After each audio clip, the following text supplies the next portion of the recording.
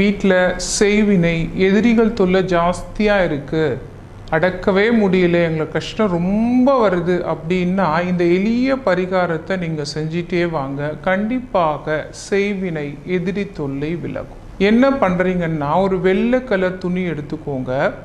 அந்த வெள்ளை கலர் துணியில் கொஞ்சமாக கல்லுப்பு, பச்சை கற்பூரம், கொஞ்சம் வரமிளகாய்ன்னு சொல்லுவோம் இல்லையா, அந்த காய்ந்த மிளகாய் ஒரு 3 வச்சுக்கோங்க. வெண்கடுகு கொஞ்சமாக எடுத்துக்கோங்க. முச்சந்தியில் இருக்கிற கல் ஒரு 3 அதில் வச்சு கட்டிக்கோங்க. நல்லெண்ணெய் இருக்கு இல்லையா, அந்த நல்லெண்ணெயில் நல்லா முக்கி எடுத்துக்கோங்க. இந்த முடிச்ச வீட்டு வாசப்படிக்கு வெளியில் இதை கொண்டு போயிட்டு என்ன பண்ணுறீங்க, வச்சு தீபம் போல் ஏற்றிட்டு வந்துடுங்க.